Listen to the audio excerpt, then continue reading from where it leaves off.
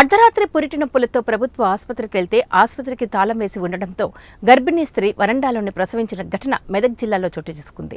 వెల్దుర్తి మండల కేంద్రానికి చెందిన తాటి సృజన అనే గర్భిణీ స్త్రీ ఆదివారం అర్ధరాత్రి పురిటి నొప్పులతో వెల్దుర్తి ప్రభుత్వ ప్రాథమిక ఆరోగ్య కేంద్రానికి వెళ్లగా ఆసుపత్రికి తాళం వేసి ఉంది.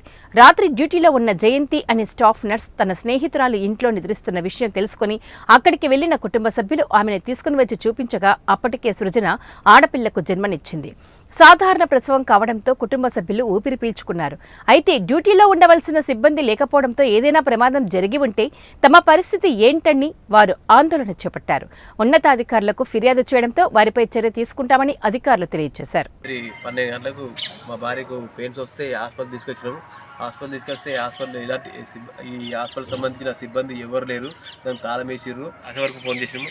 ఫోన్ చేస్తే ఆమె ఏం చెప్పిందంటే లోపల వాళ్ళు సిస్టర్స్ తాళం వేసుకొని లోపల వండుకుంటారు తిరుమని చెప్తే నేను అక్కడికి వెళ్ళినా ఇక్కడికి వెళ్ళినా ఇక్కడ 3 చుట్టూరుగా తిరుగుకుంటా పిలిచినా అయినా కానీ ఎవరు వలకలేరు.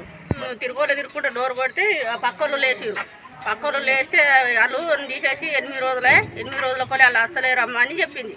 చెప్తే నర్సమ్మలు ఇల్లు ఎక్కడ మరి అని నేను అడిగితే ఆయన పేరేమో నాకు తెలియదు కానీ ఆయన దొరికిపోయింది. నేను రానంటే రానన్నది. కాలు మొక్తా నీకు ఏ పరిస్థితి వచ్చినా కానీ నీకు ఏమన్నా దాంట్లో బిండు కన్నా కానీ నేను కట్టుకుంటా కానీ నువ్వైతే రామ్మ కాలు మొక్తా నీ కాళ్ళు మక్కి నా పిల్లగాడు ఒకది ఇక్కడ నా పిల్ల ఒకది ఇక్కడ మాగమైన మేము చెట్టు కానీ బిడ్డలమైన